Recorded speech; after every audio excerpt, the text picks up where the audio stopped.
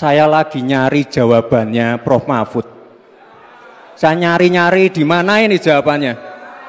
Kok nggak ketemu jawabannya. Saya tanya masalah inflasi hijau kok malah menjelaskan ekonomi hijau. Prof. Mahfud, yang namanya greenflation atau inflasi hijau itu ya kita kasih contoh yang simpel aja. Demo rompi kuning di Perancis. Bahaya sekali. Sudah memakan korban.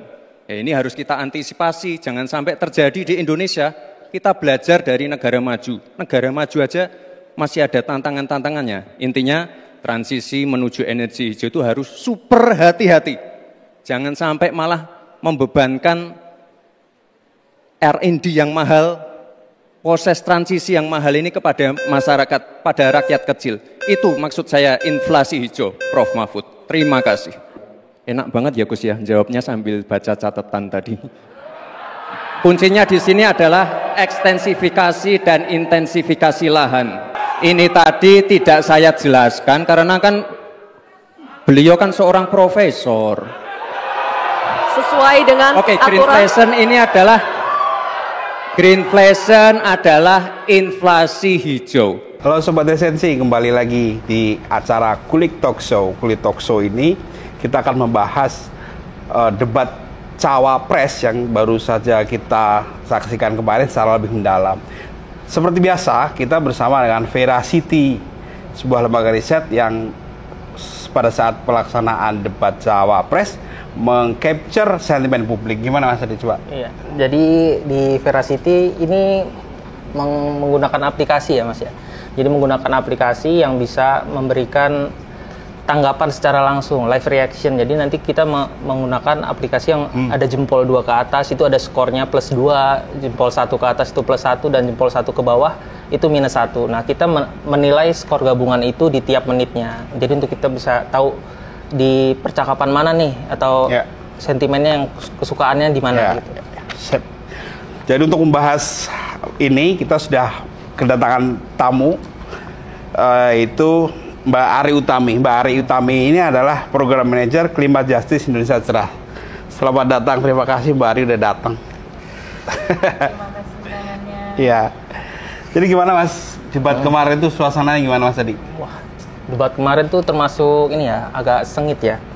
Jadi cawapresnya itu cukup kompetitif pas lagi awal-awal, dan semuanya dinamikanya naik turun ya. Ya. Debatnya cukup ketat, tapi skor kesukaan tertinggi didapat oleh Pak Mahfud. Kita bisa lihat di overview nanti ya. Overview ya, skor kesukaan tertinggi didapatkan oleh Pak Mahfud, lalu skor kesukaan terendah didapatkan oleh Mas Gibran. Jadi secara keseluruhan gitu Pak Mahfud ya? Ya, paling tinggi. Oke. Lalu kita lanjutkan langsung ke segmen 1 mungkin ya. Ya. Segmen 1 tuh pas opening statement para cawapres ya. Betul. Di opening statement ini, Cawapres Gibran mendapatkan skor paling tinggi. Lalu Pak Mahfud juga mendapatkan skor yang tinggi juga, dan beberapa kali dia tingginya. Lalu kemudian diikuti oleh Cawapres Pak Muhaimin yang mendapatkan skor kesukaan paling rendah dibandingkan kedua Cawapres lain. Nah, untuk yang skor yang paling tinggi ini, Mas Gibran nih ketika membahas ini, tidak hanya hilirisasi tambang saja, tapi juga hilirisasi pertanian, sektor maritim, dan juga hilirisasi digital. Intinya kita tidak boleh lagi mengirimkan barang mentah untuk mengurangi ketergantungan pada energi fosil. Jadi Pak Mas Gibran ngomong bahwa hilirisasi, tapi di satu sisi dia juga ngomong mengurangi ketergantungan pada energi fosil. Nah, memang begitu. Kalau Mbak Ari gimana Mbak Ari? Dalam kacamata aktivis lingkungan, memang penggunaan energi fosil kita sudah seperti apa sih sebenarnya? Oke. Energi fosil di Indonesia itu sebenarnya 80% dari penggunaan energi keseluruhan di Indonesia, Mas. Jadi memang Indonesia saat ini masih driven by fossil fuel, baik dari batu bara, dari minyak, gitu kan. Jadi ini pas lagi statement awal ya. Jadi kayak karena isunya ini adalah yang tadi temanya itu lingkungan segala macam, dan Mas Gibran merangkumnya ini mungkin jadi salah satu yang ini emang jadi merangkum semuanya. Terus ketika dia bilang mengurangi ketergantungan, memang itu yang diharapkan. Kalau misalnya ini targetnya kita Gen Z, emang Gen Z mengharapkan untuk itu, kita mengurangi fossil fuel gitu. Jadi ada biodiesel, bioaftur, bioetanol gitu ya. Karena kita harus bertransisi kan, karena dia juga memberikan apa namanya solusi di sini. Kita menguranginya tuh kayak gimana gitu kan. Dan mulai mengatakan soal hilirisasi, emang ini topik yang lagi hangat ya di aktivis lingkungan nih. Gimana tuh? Jadi gimana hilirisasi nih gitu kan. Kalau dari aku pribadi, kalau misalnya hilirisasi, kalau bisa sih hilirisasi bener-bener sampai end product. Ya nggak? End product tuh sampai kita bisa mandiri melakukan produksinya sendiri gitu kan. Nggak setengah-setengah hilirisasinya, kita punya peta jalan yang baik buat hilirisasi. Mungkin ini karena hilirisasi itu baru mulai di Indonesia 5 tahun ke belakang kan? Iya. Dulu sebenarnya ada istilah industrialisasi kali ya, tapi kemudian sekarang itu kan dari hulu ke hilir nih. Kita harus hulu tambang nih dari hulu ke hilir kan. Kita mungkin dulu masih terlalu terjebak dengan kekayaan sumber daya alam, tapi sebenarnya ada batasnya. Sumber daya alam itu ada batasnya. Sumber daya alam itu kita diberikan, istilahnya ya, kalau diberikan kekayaan kita harus jaga juga kan gitu. Jadi sumber daya alam ini memang terbatas, dan sekarang ada teknologi yang namanya untuk energi terbarukan. Nah ini juga harus dikulik juga nih, sampai gimana cara si industrialisasi hulu hilir ini bisa mendorong energi terbarukan. Baik. Itu sih, jadi mungkin opening statement yang awal ini jadi hook banget. Kalau misalnya tinggi, memang itu yang dicari anak-anak muda, apalagi kalau misalnya Gen Z mau tahu nih statement kebijakan iklim para capres dan cawapres gimana gitu kan. Jadi memang pas lagi mungkin merangkum semua ini Mas Gibran yang bisa di statement awal ya. Baik, kita lanjut ke segmen 2. Segmen 2, apa yang terjadi Mas Adi di segmen 2 itu? Segmen 2 ini pertanyaan dari panelis ya. Untuk Mas Gibran tuh pertanyaannya kebijakan dalam mengarusutamakan pembangunan rendah karbon. Untuk Pak Mahfud, strategi dalam menanggulangi praktek ilegal untuk keberlanjutan sumber daya alam. Untuk Pak Muhaimin, strategi dalam menghadapi dampak perubahan iklim terhadap produksi dan kualitas gizi pangan. Nah, pada segmen kedua ini Mas Gibran memperoleh skor kesukaan yang tertinggi pada saat menanggapi jawaban Pak Mahfud MD terhadap panelis. Nah, bagi Pak Mahfud, puncak skor kesukaan diperoleh saat menanggapi tanggapan dari kedua paslon lain. Dan buat Pak Muhaimin, puncak skor kesukaan diperoleh saat menjawab jawaban dari panelis. Kita lihat dulu nih videonya. Dari pasangan Prabowo Gibran, simpel saja solusinya. IUP-nya dicabut, izinnya dicabut, simpel. Karena sesuai Undang-Undang Dasar 1945 pasal 33 ayat 3 dan 4 dan juga Pancasila 4 dan 5, kita ingin sumber daya alam ini dimanfaatkan sebesar-besarnya untuk kemakmuran rakyat. Gimana Mbak Ari soal pernyataan Mas Gibran soal IUP, izin usaha pertambangan itu? Cabut aja lah kalau bermasalah kayak gitu kan. Dari pertanyaannya kayaknya ini baru ngejawab separuh. Ini yang yang korupsi misalnya. Tapi yang liar belum. Jadi, yang liar, yang penambangan liar ya. Betul, yang IUP ini setuju sih dalam penangkalnya gitu kan. Tapi juga ada tambahan juga nih dari Pak Mahfud, memang kadang-kadang dicabut terus habis itu tetap jalan juga gitu kan. Tapi untuk solusi awal memang IUP-nya dicabut terus itu yang punya. Kalau yang nggak punya diapain nih? Gue belum dapat jawaban. Yang punya nggak punya gimana? Tapi memang perangkat hukum kali yang lebih diperkeras ya, lebih konkret gitu ya. Betul, dan ini emang kalau misalnya tadi Mas Gibran bilangnya karena udah ada di undang-undang segala macam, memang udah ada anchor buat penegakan hukumnya. Terus kalau nantinya bisa dilaksanakan terus sesuai dengan norma-norma hukum lingkungan kan. ada ya, kita ada AMDAL-nya, AMDAL-nya kajian lingkungan macam-macam itu betul, kajian lingkungannya apakah masih sesuai nih, dievaluasi nih AMDAL-nya kan ngejalanin nggak sih nih AMDAL-nya. Nah yang liar siapa nih yang bolehkan dia melakukan itu gitu kan, tambang-tambang liar siapa sih di belakangnya, kenapa bisa hidup nih tambang-tambang liar gitu kan, nggak punya IUP nih. Terus gimana dong iniinnya? Tapi memang harus diangkat bahwa yang liar ini ternyata nih kita harus anak-anak muda nih oh ada toh yang nggak punya iup dan punya iup. Iya, ternyata Izin ada gitu. tuh. Ada tuh gitu. Yang Saya menambang tapi menambang diem-diem tapi- gitu. Gitu. Jadi ya apa namanya mungkin baru separoh tapi memang apa namanya langsung gitu tegas mengatakan bahwa Ya, ya udah harus dicabut. Cabut aja. betul itu dicabut. Selanjutnya apa lalu yang liarnya Ya seperti diapain apa, gitu ya, kira-kira itu cabut. Terus kemudian yang liar tuh harus kayak apa, penambangan liar itu harus seperti apa, harus ada Penanganannya ya. harus ada penanganan lebih jauh kali. Saya pikir kayak gitu ya. Iya. Baik, terus kita ke segmen 3. Segmen 3 ada apa nih Mas? Iya, jadi di segmen 3 ini masih pertanyaan dari panelis ya. Untuk Pak Mahfud MD itu pertanyaannya bagaimana strategi untuk memulihkan hak-hak masyarakat adat? Lalu untuk Pak Muhaimin, bagaimana strategi agar warga desa berminat untuk tinggal dan membangun desanya? Iya. Untuk Mas Gibran, bagaimana strategi untuk mengembalikan tujuan reforma agraria sesuai amanat konstitusi? Ya.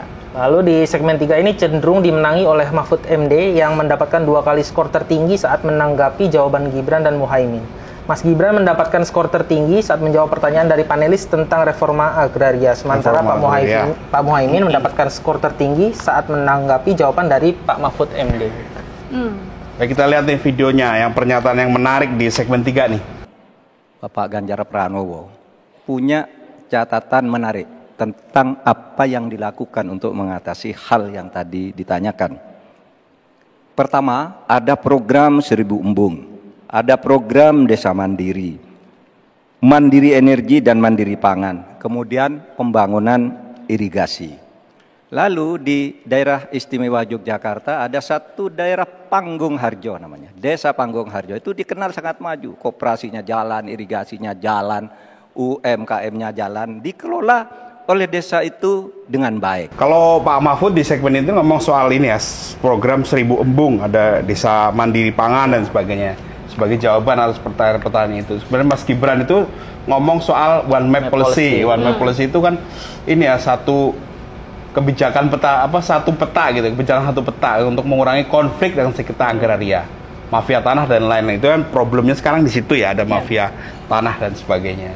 Terus kemudian Caimin ngomong soal memberikan ruang pada hak wilayah dan hak budaya masyarakat adat kayak gitulah. Nah, kira-kira yang mereka omongkan sebetulnya satu baseline ya kelihatannya ya. Ada agrarianya, ada program pangannya kayak gitu. Nah, gimana Mbak Ari soal segmen ketiga ini yang rame? Ini tuh isu lama yang nggak selesai. Ya, kalau sengketa agraria semua sudah selesai mungkin dari gue SD kali, apa enggak? dari tahun Jauh banget itu. Kayaknya satu sekarang di legislatif lagi didiskusikan tentang RUU masyarakat adat. Oke. Berapa tahun tuh belum selesai? Iya, itu yang jadi komitmennya Gibran juga kan. Betul. Nah, bahwa RUU masyarakat adat itu harus segera diselesaikan. Betul. Ya. Nah, itu udah kalau sama teman-teman CSO yang karena aku bukan di CSO yang masyarakat itu kayak ini udah lama banget. Ini kita udah ganti ya. Udah ganti rezim. Oh, gitu. Ini masih ada. Gimana nih? Apakah ke depan di 5 tahun ke depan akan diselesaikan dengan capres sama cawapres ini? Jadi memang banyak sekali masyarakat adat yang berharap ini mulai selesai. Lalu dengan perangkatnya yang tadi ada Mas Gibran bilang soal one map policy. Dan ini masyarakat adat sekarang sudah mulai mapping tanah adatnya dengan bantuan pemerintah daerah, karena memang kita dari awalnya tuh masyarakat adat mungkin belum tahu ya gimana sih tanah adatnya. Sekarang kan udah ada teknologi, ada drone, ada segala macam, terus ada bantuan GIS gitu kan teman-teman. Jadi masyarakat adat pemetaan sekarang lebih canggih lah ya ini. Ada teknologi macam-macam. Jadi itu harusnya bisa membantu ya. Jadi one map policy ini mau dia target tambang, petani, mau pembangunan apa, dari one map policy itu bisa ketahuan gimana betul peruntukannya untuk apa, yang sengketa di mana. Betul, mana yang harus diselamatkan, mana yang harus diperbaiki. Jadi dari one map policy itu memang harus bisa digunakan sebaik-baiknya untuk masyarakat adat untuk dan penataan pembangunan yang kalau kita misal mau ekonomi hijau, pembangunan hijaunya bisa dilihat dari situ gitu kan, one map policy itu. Nah, yang diharapin juga dari teman-teman CSO ini adalah one map policy yang transparan. Oke. Transparan itu kayak apa misalnya? Transparan itu berarti si company ini atau ada company, ada individu yang punya lahan itu bisa melaporkannya bahwa ini loh tanah gue itu segini, pemanfaatannya ini. Jadinya ketika kita melihat di one map itu atau polisinya jadinya semua bisa tahu ya. Semua tahu. Ya, baik. Sekarang kan data ini di kementerian ini, ini di kementerian ini. Jadi kita kalau misalnya punya satu masalah harus ngomong ke sini. Kalau misalnya kita punya satu yang istilahnya mempermudah masyarakat, apapun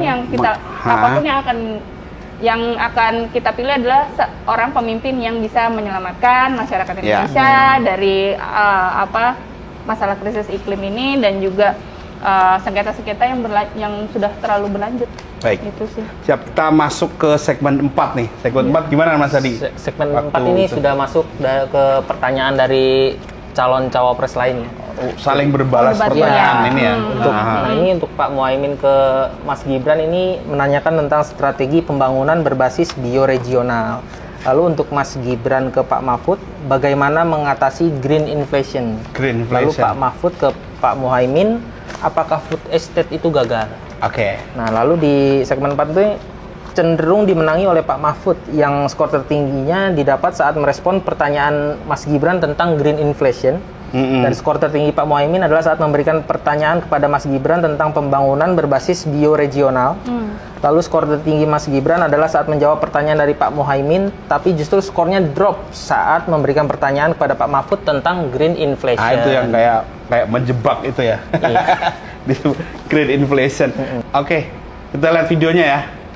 Ini tadi tidak saya jelaskan karena kan beliau kan seorang profesor. Sesuai dengan greenflation adalah inflasi hijau. Sesimpel itu. Nah, ini segmen 4 ini gimana Mbak Ari ini? Yang soal segmen 4 ini seru nih diskusinya yang lagi rame banget. Lagi rame banget. Kayak ini sebenarnya diskusi atau bukan diskusi, maksudku debat ini jadi ilmu-ilmu baru buat audiens. Oh iya betul. Banget. Jadi istilah-istilah baru, betul. Terus buat pemahaman beberapa kebijakan baru yang sudah ada tapi dijelaskan gitu ya. Betul. Kayak kalau dari Caimin bioregional, kalau dari Mas Gibran tentang green inflation, kalau dari Pak Mahfud tentang ekonomi sirkuler. Mungkin circular kalau misalnya orang yang suka ngomongin ekonomi ngerti ekonomi sirkuler, tapi kan kalau untuk publik kan enggak. Apa itu kan? Nah, ya jadi ketiga ini pas lagi segmen 4 ini mencerahkan. Iya, ada banyak pengetahuan baru. Pengetahuan baru. Nah, ini salah satu fungsi debat kali ya. Iya, tapi harusnya dijelaskan secara lebih mendalam. Mungkin ini salah satu yang paling baru keluar itu adalah ketika Mas Gibran bilang green inflation. Green inflation gitu kan. Sebenarnya green inflation gitu kan. Jadi kadang-kadang gue juga, ini apa sih, dengerin gue ulang loh. Maksudnya ini, gue kira green inflation. Apa tuh sebetulnya green inflation itu? Nah, green inflation atau green inflation ini sebenarnya adalah resiko yang terjadi ketika kita adanya transisi energi. Transisi energi ini, tapi bukan sesuatu yang ini loh Mas, maksudnya green inflation ini, inflasi itu kan terjadi di manapun ya. Iyalah, kalau penggunaan barangnya besar pasti harganya akan naik kan. Betul. Gitu. Itu rumus hukum besinya kan kayak gitu. Nah, betul. Nah, ketika kita mau bertransisi energi nih, Indonesia atau bukan ada Indonesia bertransisi energi, tapi dunia harus melakukan transisi kan ke dari fosil ke energi terbarukan. Yang perlu dipastikan adalah kebijakan Indonesia dalam peta jalan transisi energi. Ada peta jalan tentang teknologinya, ada peta jalan tentang sumber daya manusianya. Ya, kan teknologi dari STEM paling enggak itu ya. Ketika kita berpindah teknologi dari energi fosil ke energi terbarukan, kan orangnya juga nih harus siap. Betul, attitude orangnya juga. Dan ketika kebijakannya dan manusianya ini sinkron atau sesuai dan kebijakan misalnya transisi energi yang diberikan kepada energi terbarukan punya harga yang lebih murah ke masyarakat. Terus subsidi ke energi fosilnya diturunkan. Para penguasa atau pengusaha. Bukan penguasa. Ya, pelaku industri ini melakukan transisi. Kan ada nih kan niat-niat mereka melakukan transisi udah banyak. Adaro melakukannya. Terus dari mana lagi banyak ada beberapa fosil yang sekarang sudah mulai bertransisi. Itu diberikan suatu keleluasaan untuk itu. Jadi ketika ngomongin soal green inflation, kita udah punya nih dasarnya yang nggak mau nih terjadi inflasi ini karena kita punya kebijakan yang baik. Jadi kalau misalnya bilang buat anak Gen Z ya, apa sih green inflation ini? Resiko yang harus diperkecil dalam pembangunan green economy ini. Jadi ketika kita maju, kita udah tahu nih kalau lu kepleset di sini akan terjadi seperti ini. Jadi ini isu penting sebetulnya isu penting. Dan nggak receh. Itu kan dibilang receh. Karena mungkin sekarang jadi isu perubahan iklim aja itu berubah dari global warming, perubahan iklim, terus krisis iklim, sekarang darurat iklim. Jadi perubahan isu, perubahan wording gitu kan, itu kan jadi sesuatu yang harus cepat ditangkap oleh semua pemangku kebijakan kalau mau menyelamatkan Indonesia nih. Baik. Oke, kita masuk ke segmen 5 ya. Segmen 5 nih gimana nih waktu itu ramai juga itu waktu itu ya. Ya, masih pertanyaan dari calon lain ya. Di sini Mas Gibran menanyakan ke Pak Muhaimin penjelasan mengenai anti nikel karena lithium ferrofosfat itu. Lalu Pak Mahfud menanyakan ke Mas Gibran kebijakan Jokowi untuk tidak impor pangan. Lalu Pak Muhaimin nanya ke Pak Mahfud kerusakan alam yang terjadi karena salah visi atau salah kepemimpinan. Nah, di sini pada segmen 5 ini cenderung dimenangi oleh Pak Mahfud yang skor kesukaannya 2 kali tertinggi dan hampir menembus 200 pada saat memberikan pertanyaan ke Mas Gibran dan menanggapi pertanyaan Pak Muhaimin. Lalu skor tertinggi Mas Gibran adalah saat memberikan pertanyaan kepada Pak Muhaimin. Namun skor itu flat, jauh tertinggal dari 2 cawapres lain. Skor tertinggi Pak Muhaimin adalah saat menanggapi kembali pertanyaan dari Mas Gibran. Gitu.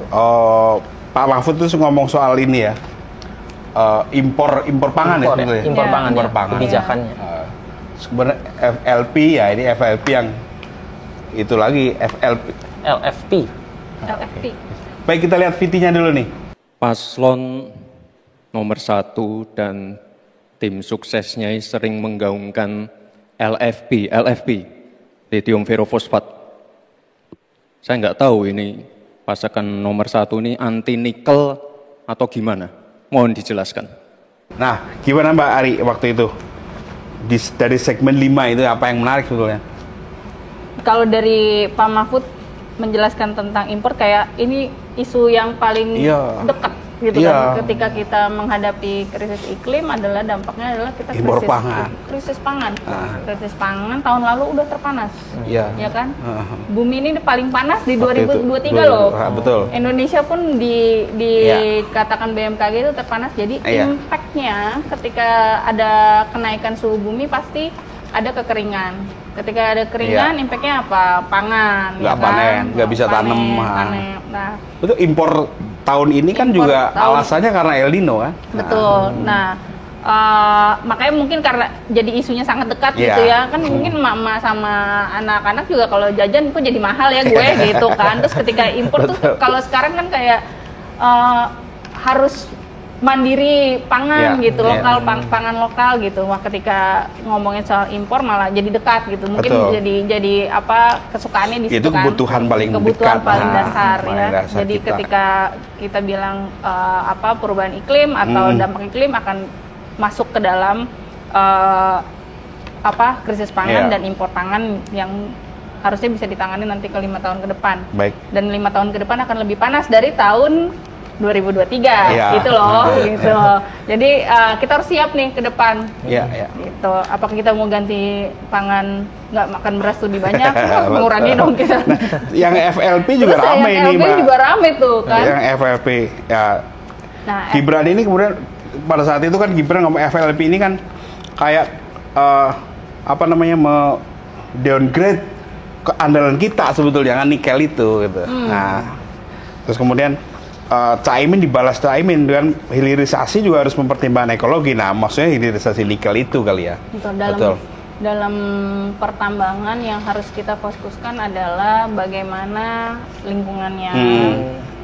Karena nikel itu juga tambang dong. Nah, sama boksit dan yang lain-lain. Jadi beberapa yang si Pak Caimin bilang tentang ugal-ugalan, mungkin Pak Caimin ngelihat dari ininya kebijakannya nih. Sekarang kebijakan kayak gimana? Nah, end produknya ketika nikel dan si Mas Gibran bilang bahwa tentang FLP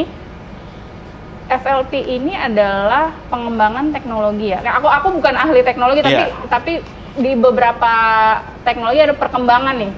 Perkembangan ketika dulunya si EV ini pakai baterai biasa, mengandung banyak nikel, kobalt, macam-macam. Habis itu berubah ke yang FLP. Yang cuma iron isinya besi doang. Ya, jadi kayak ada beberapa yang dikurangi nih dari. Nah, kita kan harus siap nih.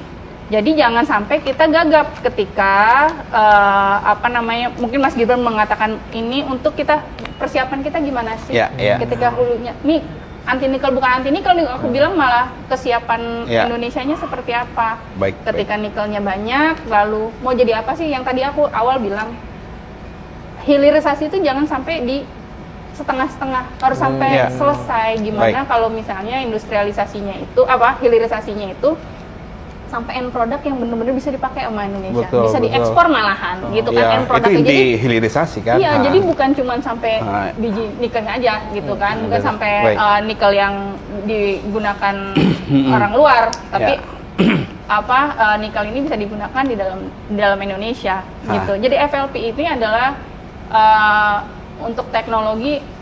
Kita harus siap nih, perpindahannya seperti apa, gitu. Jadi kita kan nggak mungkin dong menahan teknologi maju, itu kan enggak, gitu kan.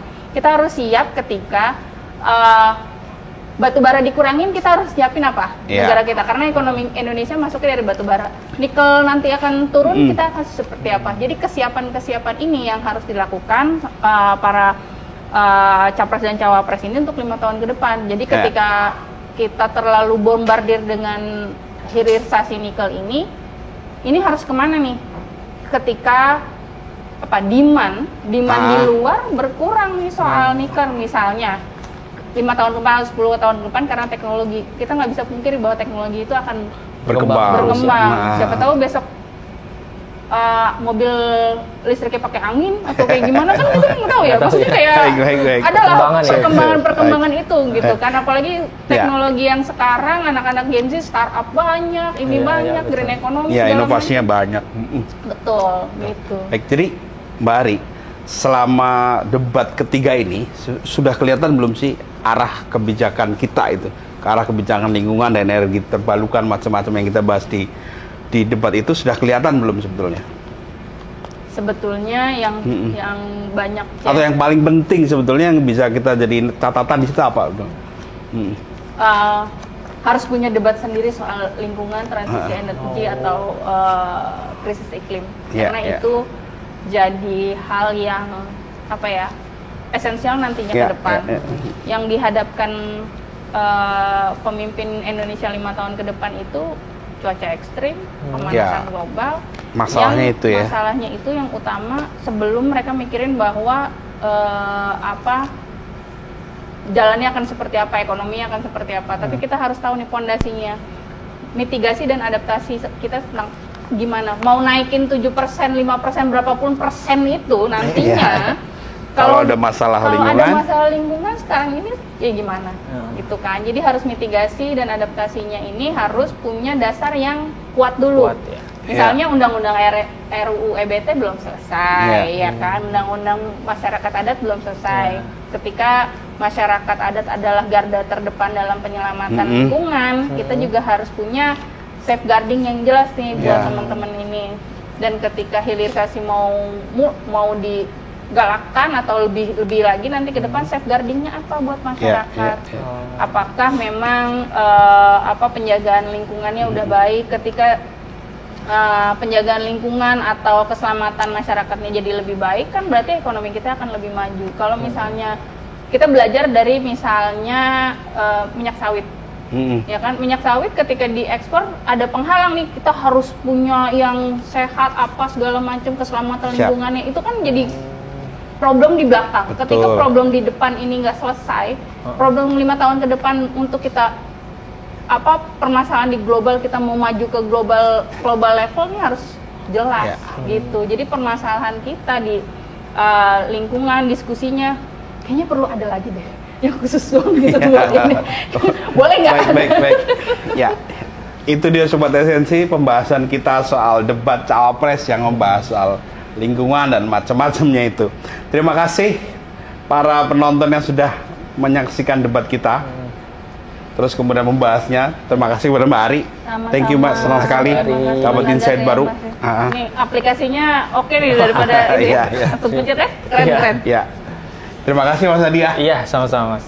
Data-datanya oke juga tuh. Nah, jangan lupa untuk follow sosial media kita, subscribe untuk YouTube kita dan Instagram, TikTok, macam-macam itu di follow ya guys. Terima kasih, sampai jumpa.